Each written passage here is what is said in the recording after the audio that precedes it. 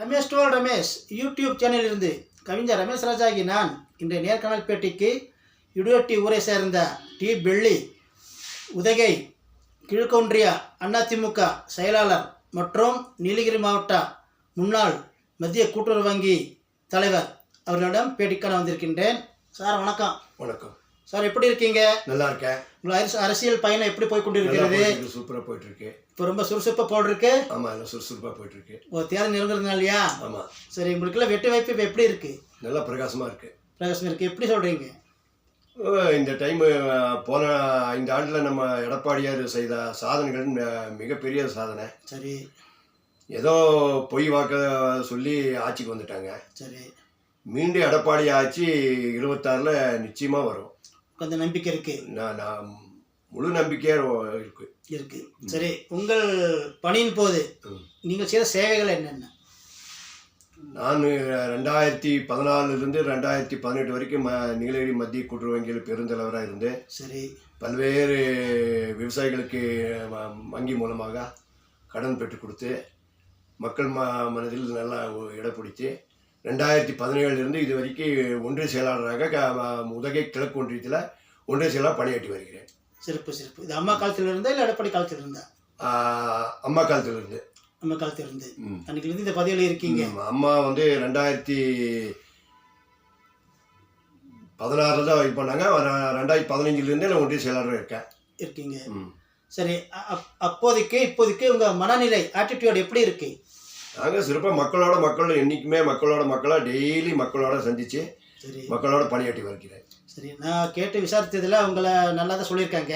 அதனால தான் உங்களை தேடி வந்து பேட்டி எடுத்துகிட்டு இருக்கேன். சரி, அடுத்து உங்களோட உத்தேசம் என்ன? அடுத்து உங்கள் ஃபியூச்சருக்கு எதிர்காலத்துக்கு என்னவாக? அம்மாவோட ஆட்சி மீண்டும் தமிழகத்தில் மலரணும். சரி. நாங்களும் மக்களுக்கு எங்களால் முடிஞ்ச அளவுக்கு ஹெல்ப் பண்ணணும். தொடர்ந்து சேவை செய்கிறதுக்காக தான் நாங்கள் ஒன்றிய செயலாளராக இருக்கோம். மக்களாக நாங்கள் பணியாற்ற தயாராக இருக்கோம். சரி, சிறப்பு. நீங்கள் இந்த ஊட்டி தொகுதிக்கு ஏதாவது விருப்பம்னு கொடுத்துருக்கீங்களா? விருப்பம்னு நாங்கள் கொடுத்துருக்கோம். இது முதல் தடவையா?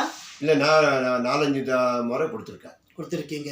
வெற்றி வாய்ப்பில் பிரகாசம் உள்ளதை சொன்னீங்க. ஆமாம். சரி, உங்களது எப்படி உங்களுக்கு கிடைக்குமா இல்லை உங்களுக்கு கூட்டணி? நாங்கள் யாருக்கு சீட்டு கிடைச்சாலும் நாங்கள் வேலை செய்யறதுக்கு தயாராக இருக்கோம். இருக்கீங்க. கண்டிப்பாக இந்த ஆட்சி வரணும்னு ஒரு நம்பிக்கையில் இருக்கீங்க. ஆமாம். சரி, உங்களுக்கு தோட்ட துறவல் இருக்குங்களா? ஆமாம். இந்த தேயிலை தோட்டமா? தேயிலை தோட்டம் இருக்கு. நீங்கள் விவசாயில பார்க்குறீங்களா? நான் விவசாயம் பண்ணிட்டு இருந்தா விவசாயி தான் முதல் பிறந்தவன் தான். நானும் விவசாயி சொன்னாங்க. இது தேயிலை விவசாயம் இல்லை இங்கிலீஷ் காய்கறியா? இங்கிலீஷ் காய்கறி இப்போ ஒரு 3 ஏக்கர் இங்கிலீஷ் காய்கறி போடுறோம். சரி. தோட்டம் ஒரு 6 ஏக்கர் தோட்டம் இருக்கு. சரிங்க. அப்புறம் வேற உங்கள் கட்சியை பொறுத்து மட்டும் உங்கள் ஊரில் உங்கள் சுற்றி எத்தனை ஊர் இருக்கோ செல்வாக்கு எப்படி இருக்கு?